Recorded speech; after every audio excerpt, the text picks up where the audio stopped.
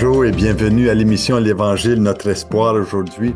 J'ai un spécial Pâques cette fin de semaine parce que c'est un événement si remarquable dans l'histoire de l'humanité. C'est la journée que nous devons mettre une emphase sur la venue du Messie, mais aussi sa mort et sa résurrection. Et vous savez, Dieu a une définition de l'amour différente de la nôtre.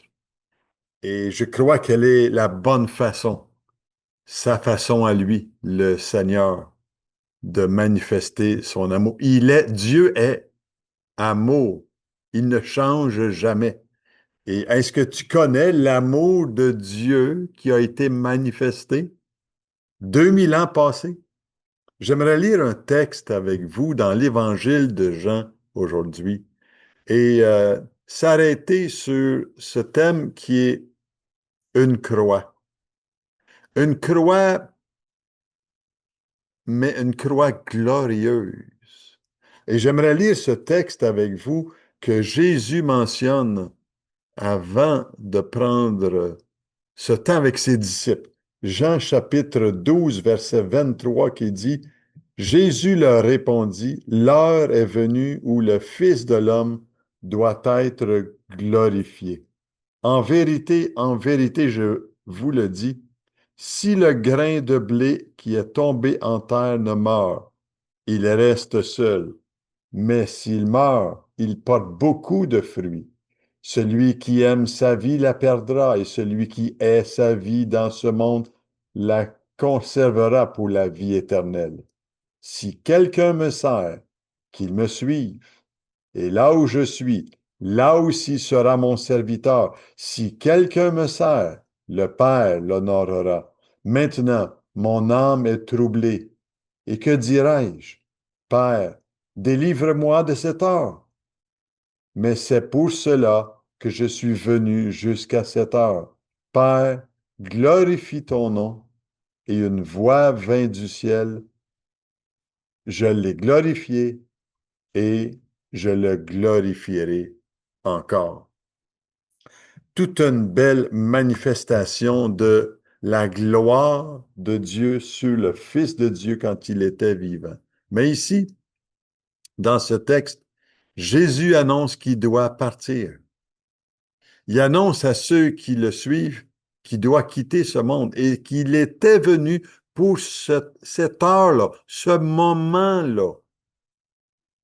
Et vous savez, quand Jésus a comparu devant Pilate, euh, Pilate était incertain face à qui était vraiment Jésus. Et dans l'Évangile de Jean, chapitre 19, Pilate ayant entendu ces paroles amena Jésus dehors et il siégea au tribunal au lieu appelé le pavé et en hébreu Gabata. Pilate a comparu, je dirais plutôt, Jésus a comparu devant Pilate. Parce qu'un jour, Pilate va comparaître devant Jésus. Mais Pilate, lui, il était venu pour livrer Jésus au peuple. Et comme il ne voulait jamais avoir affaire à lui, Pilate, il devait rencontrer le peuple et le Messie qui était devant la foule. Et ici, Pilate lui avait dit dans l'Évangile de Jean, ne sais-tu pas que j'ai le pouvoir de te crucifier? Et la crucifixion était quelque chose de tragique qui était récurrent chez des malfaiteurs, des bandits, des personnes qui commettaient toutes sortes de fautes graves qui méritaient la mort. Euh, Est-ce que nous avons entendu parler de la bonne nouvelle? Est-ce que tu as entendu parler de la bonne nouvelle? Et à quoi toutes ces opportunités aujourd'hui d'entendre le message de la mort de Christ? Est-ce que ça vous a servi à quelque chose de l'entendre? Ma prière aujourd'hui, c'est que tu puisses comprendre ce geste que Jésus est venu faire sur la croix. Parce il y a une croix glorieuse aujourd'hui. Qu'est-ce que vous allez faire avec ce message? Suite à... Je vais exposer sa mort, la croix et sa résurrection aujourd'hui. Vous savez, le message de la bonne nouvelle ne sera jamais glorieux pour toi sans Jésus-Christ dans ta vie. Elle est le centre de la révélation chrétienne, la croix. On ne devient pas chrétien à notre naissance ici-bas. On expérimente la vie chrétienne quand on reconnaît ce que Jésus est venu faire sur la croix. Et la croix de Christ nous fait comprendre l'infini amour de Dieu. Et c'est pour ça qu'elle est glorieuse. Dans l'Évangile de Jean, chapitre 1, verset 14, il nous est dit, « Et la parole a été faite chair. Elle a habité parmi nous, pleine de grâce et de vérité, et nous avons contemplé sa gloire. » Une gloire comme la gloire du Fils unique venu du Père.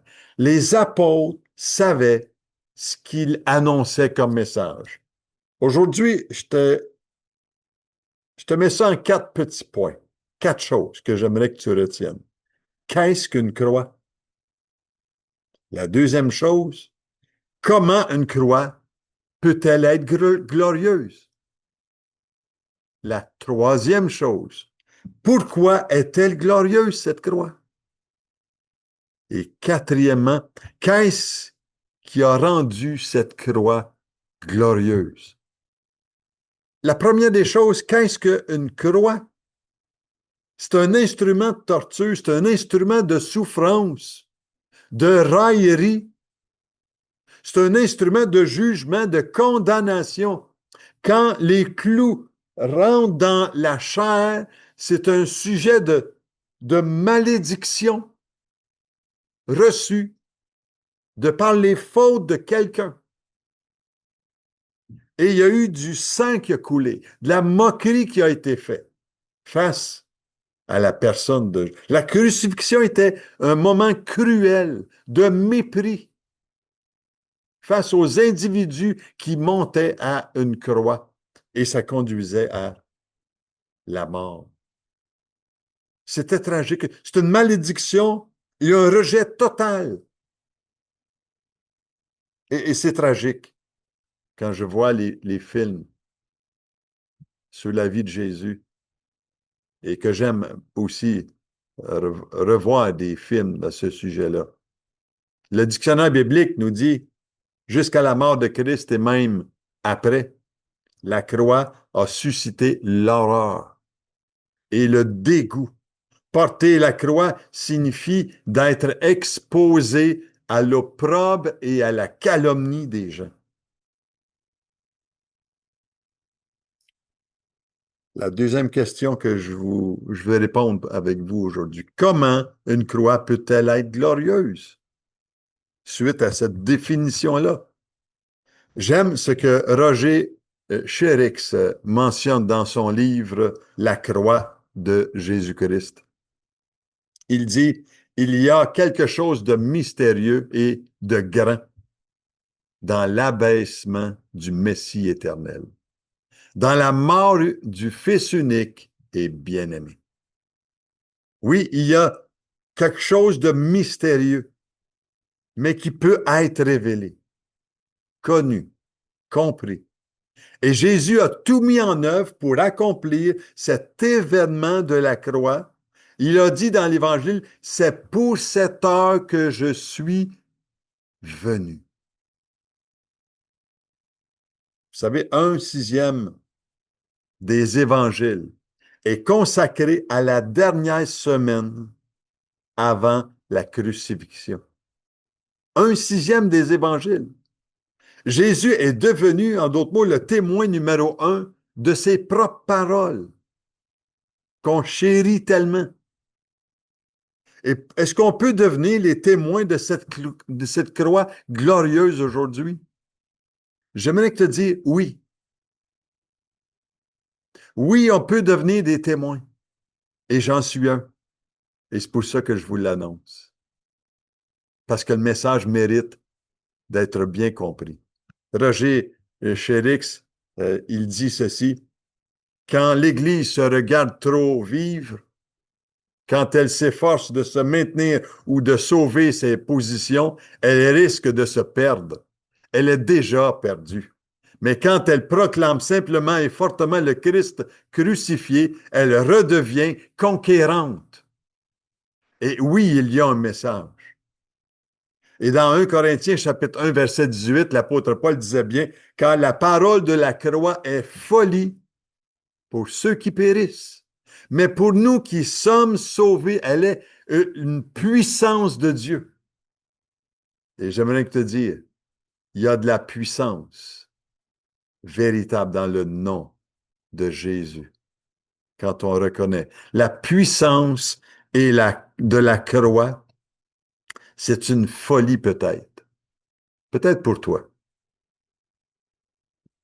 mais elle peut devenir la puissance de Dieu pour te sauver et te libérer du pouvoir du mal. Et c'est ce qui t'empêche d'être sauvé. Le mal en toi.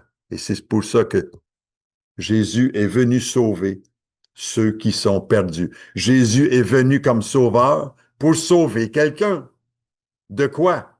Sinon du péché qu'il y a en toi et dans ma vie. Troisième question que j'aimerais répondre aujourd'hui. Pourquoi est-elle glorieuse? Mais parce qu'il est sauveur. Elle est glorieuse, cette croix, parce que il est celui qui a descendu de la croix. Euh, Elle est glorieuse, cette croix, parce que Jésus, durant son vivant, l'exemple qu'il nous a donné, son calme durant une tempête, lui, il dormait sous l'oreiller. Il a dit à ses disciples, il a dit à la tempête, tais-toi. Et la tempête s'est calmée. Quand il a nourri les foules, les 10 000 personnes, sans compter les femmes et les enfants, 5 000, 4 000, qui était-il donc? Quand Pilate qui était devant lui, il a dit, ne sais-tu pas que j'ai le pouvoir de te crucifier? Et quand Jésus lui a dit, tu n'auras sur moi aucun pouvoir s'il ne t'avait été donné par mon Père qui est dans les cieux. Pilate avait affaire à un roi qu'il ne connaissait pas. Et encore, pourquoi elle est glorieuse, cette croix? Parce que Jésus était résolu. Il était déterminé à vivre selon la gloire du Père dans chaque domaine, chaque aspect, chaque rencontre de sa vie. Dans le verset 23, il nous est dit ceci, qu'on a lu tantôt. L'heure est venue où le Fils de l'homme doit être glorifié. Doit être glorifié. Il était résolu d'aller jusque-là, Jésus, parce qu'il voulait retrouver sa gloire qu'il avait, même avant sa naissance, parce qu'il s'était donné un corps pour un peu de temps, pour accomplir l'œuvre de Dieu, étant l'agneau de Dieu qui ôte le péché du monde. Euh, cette croix, elle est glorieuse. Pourquoi qu'elle est glorieuse? Parce que il est rempli de sagesse dans ses propos. Si quelqu'un me sert, qu'il me suive, dit Jésus dans le verset 26. Et là où je suis, là aussi sera mon serviteur. Si quelqu'un me sert, le Père l'honorera. Et si nous disons suivre Jésus, le Père honorera l'engagement pris et va préparer son plan dans notre vie d'une façon extraordinaire et miraculeuse, par une naissance nouvelle dans l'esprit. Et pour que notre expérience puisse avoir une valeur, que tout soit accompli, mais à travers la puissance que Christ a accomplie par sa résurrection. Pourquoi elle est glorieuse, la croix? Parce que le prix du sacrifice est grand. L'agneau de Dieu qui ôte le péché du monde. Sa perfection aussi. Lui qui a été tenté en toutes choses dans sa chair, mais qui jamais n'a eu péché. Parce qu'il aimait son Père plus que toute autre chose. Pourquoi qu'elle est glorieuse? Parce que sa mort, si on considérait seulement sa vie terrestre, les miracles, les exploits qui entourent la vie de Jésus, sa vie aurait été comme le plus grand des prophètes qui a passé dans ce monde. Parce qu'il a accompli des merveilles. Excusez-moi. Mais il n'était pas seulement un prophète, il était l'agneau de Dieu. Il est mort par amour pour toi et moi, afin que nous puissions vivre la vie abondante et non pas subir les assauts du péché dans notre vie. Je suis blessé, je suis étonné de voir que les gens sont attachés à leur mal, à leur passé, à leurs blessures. Jésus est venu nous libérer de notre passé pour nous donner un avenir fait d'espérance, de merveille, de paix, de joie de vivre. Et c'est seulement lui qui peut le faire. Et quand Jésus a été parmi les hommes, là où ce qu'il disait adorer Dieu, il était surpris de voir les gens qui étaient dans le temple et qui vendaient et qui achetaient. Et il y en avait en dessous de la table à quelque part parce que Jésus a dit, ôtez d'ici, ne faites pas de cette maison une caverne de voleurs parce que c'est la maison de mon Père. Et pourquoi la croix est-elle glorieuse? Parce que le sang précieux de Jésus détermine la gloire justement de cette croix. L'apôtre Paul disait dans 1 Pierre chapitre 1 verset 18, vous savez que ce n'est pas par des choses périssables, par de l'argent ou de l'or que vous avez été rachetés de la vaine manière de vivre que vous aviez hérité de vos pères, mais par le sang précieux de Christ, comme d'un agneau sans défaut et sans tache. Il dit encore l'apôtre Paul, lui, dans 2 Corinthiens 8, 9, car vous connaissez la grâce de notre Seigneur Jésus-Christ qui, pour vous, s'est fait pauvre, de riche qu'il était, afin que par sa pauvreté, vous soyez enrichis. Moi, j'ai besoin de découvrir la vie sur le bon côté de la richesse. Pas de qu'est-ce que je mets dans mes poches, mais qu'est-ce que je fais rentrer dans mon corps. Et ça fait toute la différence. La dernière chose aujourd'hui. Qu'est-ce qui a rendu cette croix glorieuse? Avant même les temps, Christ était là, en train de créer le monde dans lequel nous vivons. Mais il a choisi une époque bien précise pour se faire un corps d'homme. Et c'est pour ça qu'on l'appelle le Fils de Dieu. C'est pour ça que l'Évangile de Jean met l'emphase sur le Fils de Dieu. Et sa mort a pourvu à la délivrance totale de chaque personne qui se confie en lui. Alléluia. Nos souffrances et notre mort Celui qui aime sa vie la perd, dit Jésus. Et celui qui a de la haine pour sa vie dans ce monde la conservera pour la vie éternelle. Il faut qu'il y ait de la mort. Il faut que je meure à moi-même, meure à mon ancienne vie. Et chaque jour, j'ai besoin de mourir à moi-même dans ma chair, afin que je puisse vivre. Et par sa vie même, Jésus est un modèle inégalé. Il mérite que nous puissions découvrir sa gloire. Il est venu comme un modèle. Il est venu, oui, comme l'agneau de Dieu. Il est venu, oui, comme le sauveur du monde. Il est venu comme, oui, le prophète de la part de Dieu. J'aimerais vous dire, elle est peut-être glorieuse, cette croix. Mais est-ce qu'elle l'est pour toi? Il est venu. Le message de l'Évangile, c'est simple, mais c'est glorieux quand on laisse tout à Jésus. Jésus est venu mourir.